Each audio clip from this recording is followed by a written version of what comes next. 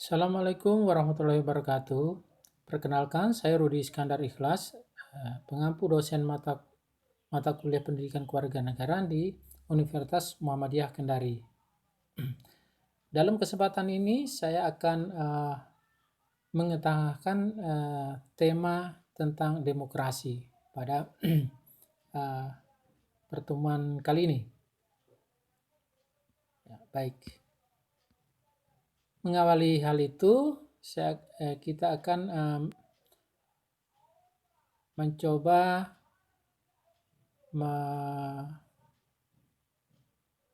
memahami tentang konsep demokrasi ya.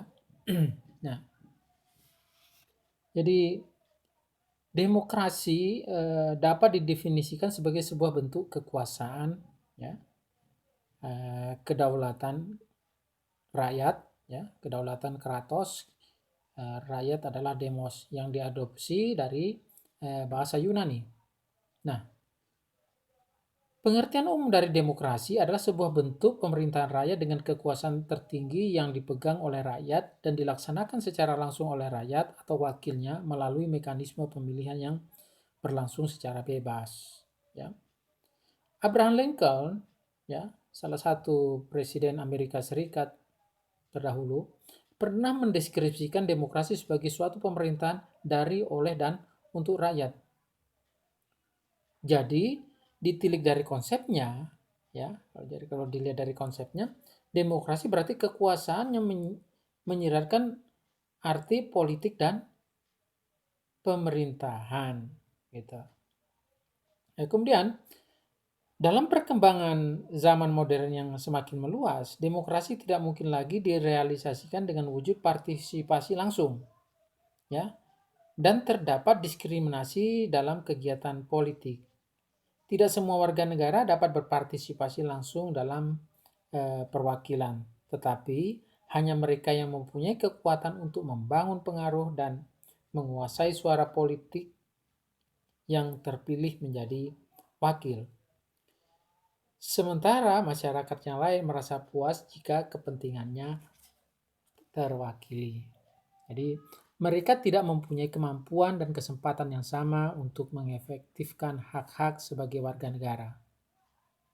Nah, terdapat 3 poin pemahaman demokrasi di Indonesia, yaitu ya, pemahaman pertama, adanya 3 sistem kepartaian, yaitu sistem multipartai atau polyparty system, kemudian sistem 2 partai, biparty system, dan sistem 1 partai, monoparty system. Ya. Itu yang kita pahami di Indonesia. Nah, kedua, sistem pengisian jabatan kekuasaan negara. Ya. Jadi ada jabatan yang di lingkungan eksekutif, legislatif, ya, kemudian yudikatif. Nah, kemudian yang ketiga, hubungan antara pemegang kekuasaan negara, ya, terutama antara eksekutif dan legislatif. Nah, demokrasi sering disandingkan dengan kata kebebasan. Mana demokrasi diartikan sebagai kebebasan berpendapat, kebebasan berpikir, dan lain-lain. Namun, secara konsep demokrasi dan kebebasan itu berbeda. Demokrasi merupakan sekumpulan ide dan prinsip tentang kebebasan dan sejumlah praktik untuk menggapainya. Singkatnya, demokrasi merupakan sebuah bentuk institusionalisasi dari kebebasan.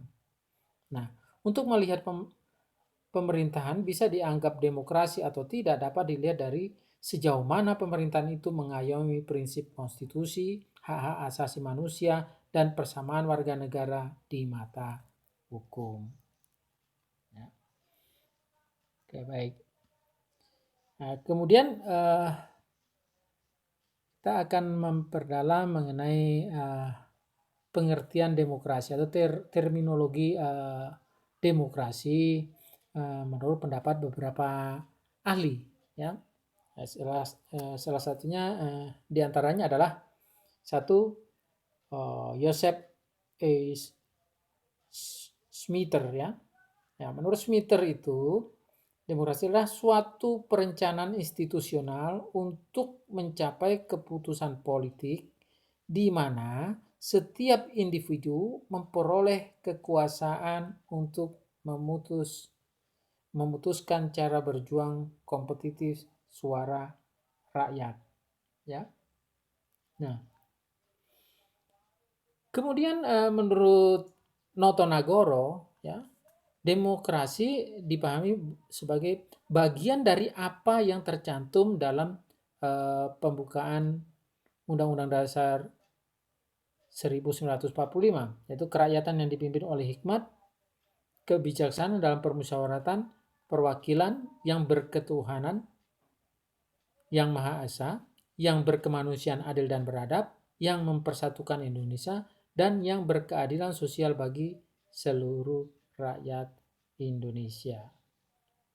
Nah, lain halnya dengan Profesor Darji Darmodiharjo, dia berpendapat bahwa paham demokrasi yang bersumber dari kepribadian dan falsafah hidup bangsa Indonesia yang perwujudannya sesuai yang tercantum dalam ketentuan-ketentuan pembukaan Undang-Undang Dasar 45.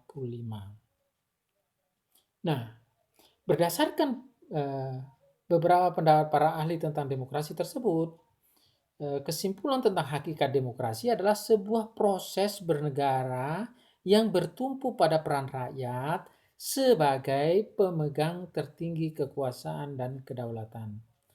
Dengan kata lain, pemerintahan demokrasi adalah pemerintahan yang meliputi 3 hal mendasar, yaitu pemerintahan dari rakyat, pemerintahan oleh rakyat, dan pemerintahan untuk rakyat. Kemudian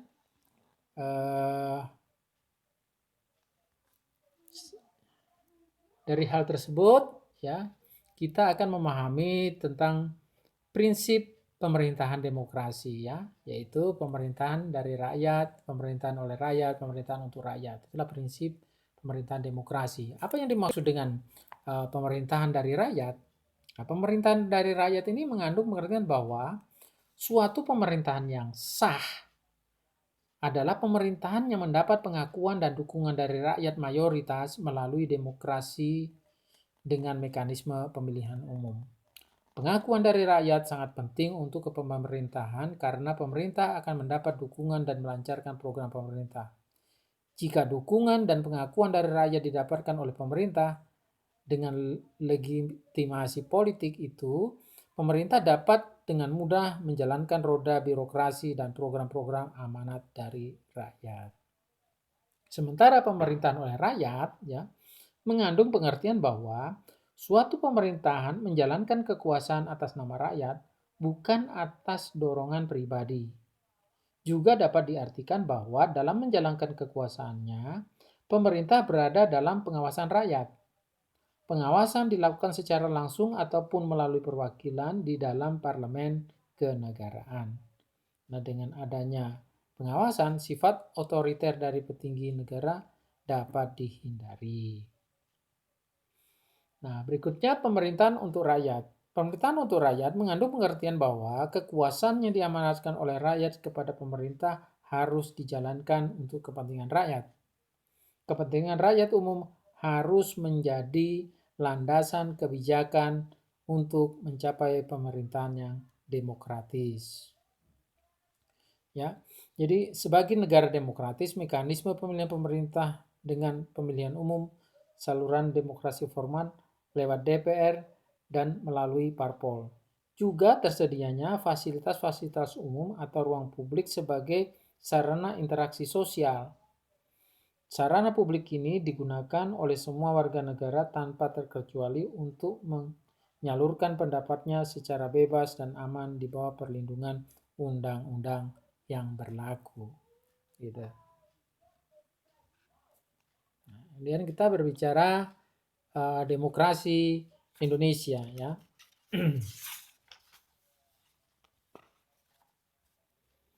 Jadi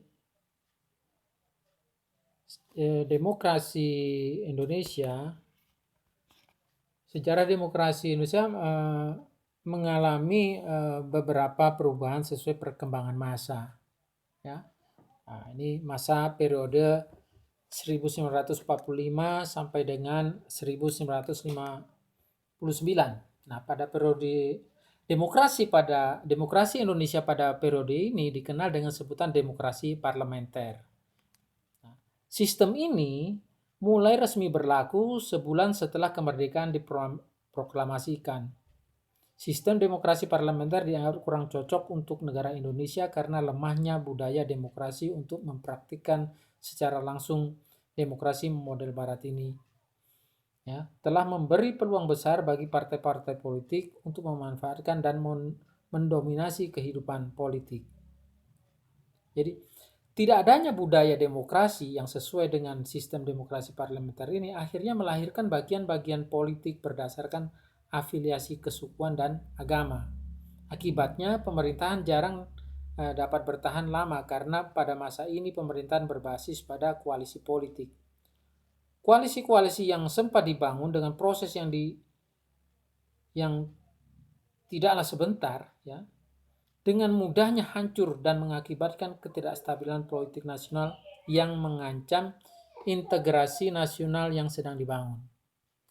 Persaingan antara partai politik yang tidak sehat juga pemberontakan dari daerah-daerah terhadap pemerintah telah mengancam berjalannya demokrasi itu sendiri.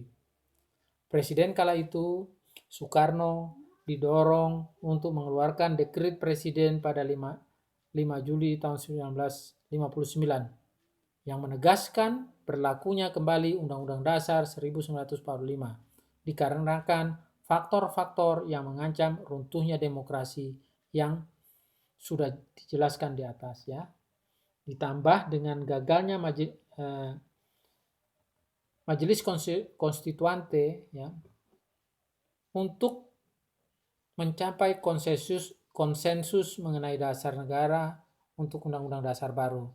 Hal itu mengakhiri masa demokrasi parlementer dan digantikan dengan demokrasi terpimpin yang memposisikan Soekarno sebagai pusat kekuasaan negara.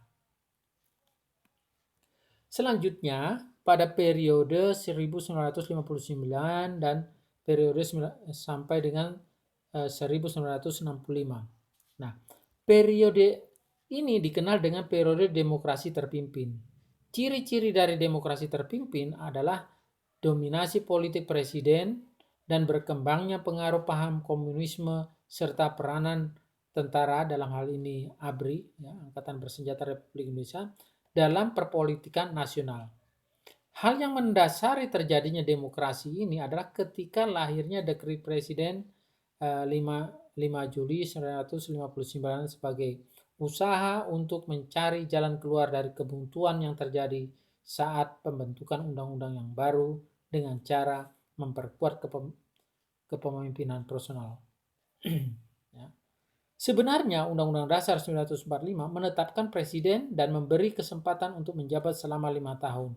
Tetapi dengan ketetapan MPRS nomor 3 garis miring 1963 mengangkat Insinyur Soekarno untuk menjabat sebagai presiden seumur hidup. Lahirnya ketetapan MPRS ini dengan otomatis membatalkan apa yang sudah tercantum dalam Undang-Undang Dasar 1945 bahwa masa kedudukan seorang presiden dibatasi 5 tahun.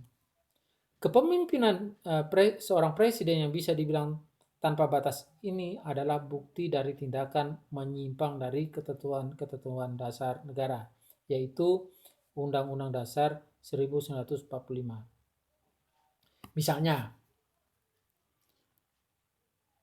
pada tahun 1960, Soekarno membubarkan DPR hasil dari pemilihan umum. Padahal dalam Undang-Undang Dasar 1945 sudah jelas-jelas hal itu seharusnya tidak bisa dilakukan oleh presiden karena tidak memiliki kewenangan. Sejak ditandatanganinya dekret presiden 1959 dapat disimpulkan bahwa telah terjadinya penyimpangan konstitusi oleh Presiden Soekarno.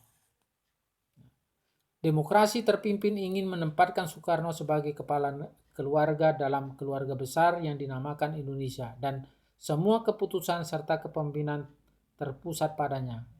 Dengan demikian, terdapat kekeliruan yang besar dalam demokrasi terpimpin.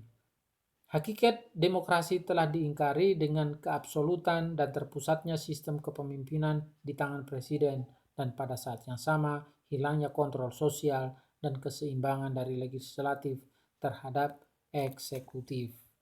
Gitu. Nah, pada masa ini peran partai politik, ya, peran politik Partai Komunis Indonesia atau PKI sangat menonjol. Dekrit Presiden 5 Juli 1959 sebagai sumber hukum telah melahirkan banyaknya badan ekstra konstitusional seperti Front Nasional yang ditunggangi oleh PKI untuk wadah kegiatan politik. PKI telah memanipulasi Front Nasional sebagai strategi politik untuk membentuk lajur komunisme internasional dengan Front Nasional sebagai jalan untuk persiapan ke arah terbentuknya demokrasi rakyat. Strategi PKI cukup berhasil dengan cara mendukung pemberitaan pers dan partai politik yang dinilai tidak sejalan dengan kebijakan pemerintahan Soekarno. PKI yang mendasari pemikiran dengan sosialis Marxisme tentu tidak dibiarkan begitu saja oleh partai politik Islam dan kalangan militer atau TNI, yang juga merupakan bagian dari komponen politik penting Soekarno.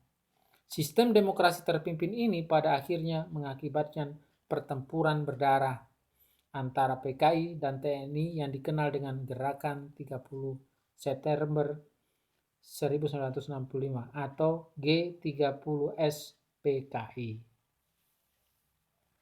Kemudian pada periode tahun 1965 hingga 1998. Periode ini adalah masa Orde Baru pada pemerintahan Soeharto. Penyebutan Orde Baru merupakan kritik dari masa sebelumnya, yaitu Orde Lama. Pendukung Orde Baru menurut pendukungnya terbentuk untuk meluruskan kembali penyelewengan Undang-Undang Dasar 1945 yang terjadi pada masa demokrasi terpimpin.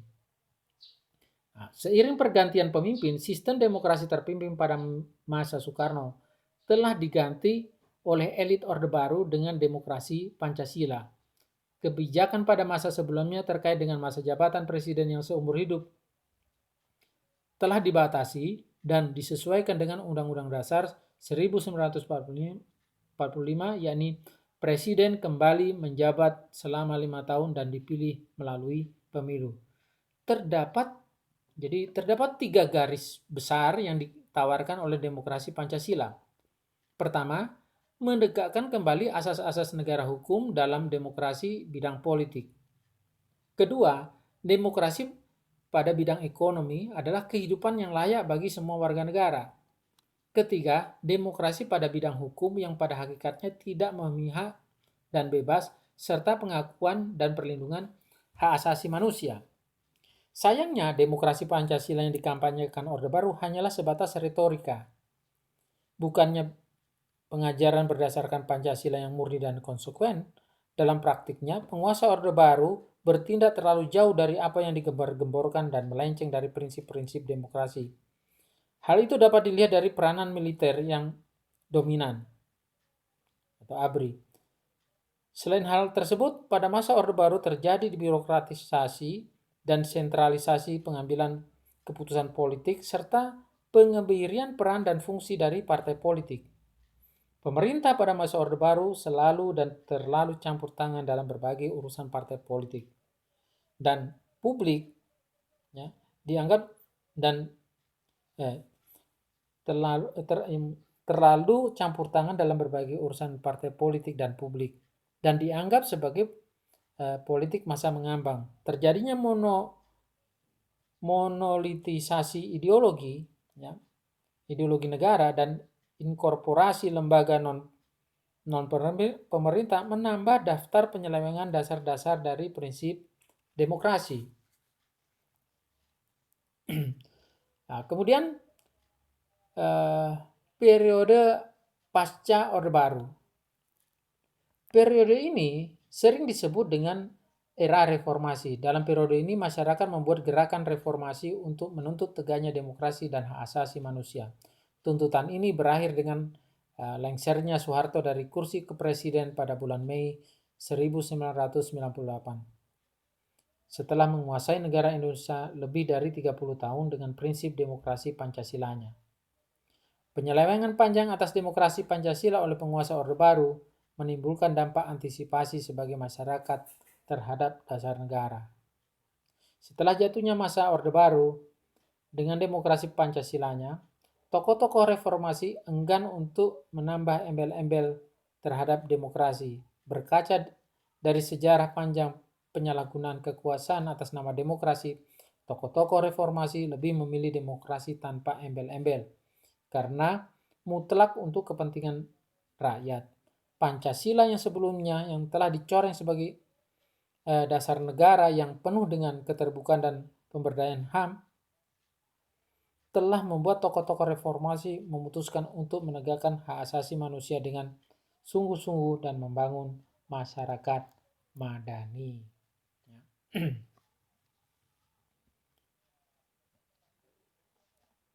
Ya, kemudian kita akan coba membahas mengenai unsur-unsur pendukung tegaknya demokrasi. Unsur-unsur pendukung tegaknya demokrasi meliputi tiga hal, yaitu satu, negara hukum, kemudian masyarakat madani atau civil society, dan ketiga, infrastruktur politik. Nah, tentang negara hukum, ya, begini. Istilah negara hukum identik dengan terjemahan dari Rechtsstaat dan the rule of law. Ya. Konsep negara hukum yang mengandung pengertian bahwa negara memberikan perlindungan hukum bagi warga negara melalui pelembagaan peradilan yang bebas, tidak memihak, dan menjamin hak asasi manusia. Nah, konsep Rechtsstaat mempunyai ciri-ciri sebagai berikut. Ya, pertama, adanya perlindungan terhadap hak asasi manusia. Kemudian, adanya pemisahan dan pembagian kekuasaan pada lembaga negara untuk menjamin perlindungan hak asasi manusia. Kemudian, pemerintah yang berdasarkan peraturan. Yang ketiga adalah peradilan administrasi. Ya. Nah, itulah yang menjadi ciri-ciri dari Rechtsstaat. Jadi di sana ada perlindungan hak asasi manusia. Jadi kebebasan berpendapat, ya, kebebasan untuk hidup, kebebasan untuk memeluk agama dan lain sebagainya. Nah, itu tertuang ya dalam Undang-Undang Dasar, artinya menjadi dijamin oleh negara begitu. Nah, kemudian adanya pemisahan dan pembagian kekuasaan lembaga negara. Jadi lembaga negara tidak terpusat satu tangan karena kekuasaannya terpusat satu tangan ini memiliki kecenderungan untuk korup begitu. Jadi harus dipisahkan antara legislatif, eksekutif, dan yudikatif. Ya. Legislatif dia membuat aturannya. Eksekutif dia menjalankan aturan. Ya. Dia tidak bisa eksekutif membuat aturan untuk dirinya, tidak, tapi yang bikin adalah legislatif. Nah, kemudian pelanggaran terhadap aturan itu kemudian ditangani atau diadili oleh pihak yudikatif. Ya. Nah, inilah ya yang dalam arti demokrasi itu ada yang disebut check and balances system. Nah, sementara the rule of law mempunyai ciri-ciri sebagai berikut. Ya. Pertama, supremasi aturan-aturan hukum. Jadi hukum itu ya yang sifatnya tertinggi begitu ya. Dia menjadi supremasi, bukan supremasi politik, tapi supremasi hukum. Jadi semua tindakan itu terukur berdasarkan hukum. Oh ya, tadi ada yang tertinggal, adanya peradilan administrasi atau yang di Rechtsstaat tadi ya, yang ketiga itu pemerintah berdasarkan peraturan. Jadi pemerintah itu segala tindakannya itu terukur. Apa? Ya, wewenang yang dipakai untuk menjalankan wewenangnya itu dasarnya ada aturan. Kalau tidak didasarkan aturan berarti dia sewenang-wenang. Nah, itulah yang dimaksud dengan negara hukum, pemerintahan negara hukum. Nah, kemudian adanya peradilan administrasi. Jadi kalau yang kita kenal sekarang ya seperti peradilan tata usaha negara. Jadi ketika hubungan antara pemerintah dengan masyarakat terjadi sengketa begitu, merasa dirugikan atas adanya keputusan pemerintah, itu ada yang memutuskan, ada yang menilai, yaitu lembaga peradilan administrasi. Jadi keputusan pemerintah atau dalam bahasa hukumnya keputusan tata usaha negara, itu nanti diuji di pengadilan tata usaha negara, dalam ini pengadilan administrasi. Apa betul dia keputusan ini sewenang-wenang, artinya melanggar hukum. Nah, itulah di peradilan administrasi ya.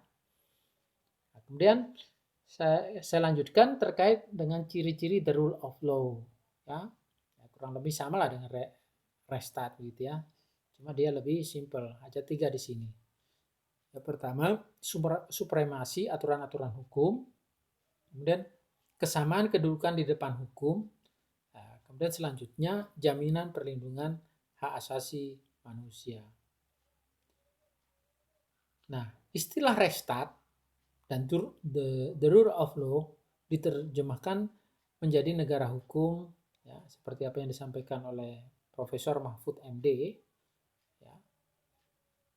Pada hakikatnya punya makna yang berbeda. Istilah Rechtsstaat banyak dianut di negara-negara Eropa kontinental yang bertumpu pada sistem civil law ya, undang-undang yang tertulis. Nah, sementara the rule of law banyak dikembangkan oleh negara-negara Anglo-Saxon yang bertumbuh pada common law ya. Civil law menitik beratkan pada administration law, sementara common law pada judicial atau keputusan hakim gitu.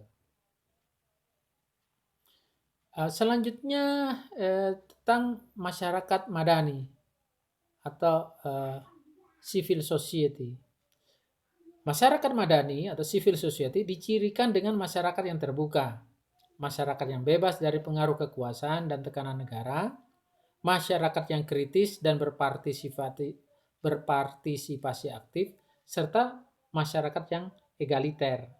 Masyarakat madani merupakan elemen kuat dalam membangun demokrasi. Sebab salah satu syarat penting bagi demokrasi adalah terciptanya partisipasi masyarakat dalam proses-proses pengambilan keputusan yang dilakukan oleh negara atau pemerintahan. Nah, selanjutnya unsur yang ketiga itu infrastruktur politik. Infrastruktur politik dianggap sebagai salah satu unsur yang signifikan terhadap tegaknya demokrasi. Gitu ya. Nah, infrastruktur politik terdiri dari partai politik, kelompok gerakan, dan kelompok penekan atau kelompok kepentingan. Partai politik merupakan struktur kelembagaan politik yang anggota-anggotanya mempunyai orientasi, nilai-nilai, dan cita-cita yang sama, yaitu memperoleh kekuasaan politik dan merebut kedudukan politik dalam mewujudkan kebijakan-kebijakannya. Gitu. Jadi itulah yang kami sampaikan dalam kesempatan kali ini ya. Begitu saya akhiri pertemuan kali ini dengan ucapan wassalamualaikum warahmatullahi wabarakatuh. Sekian dan sampai jumpa.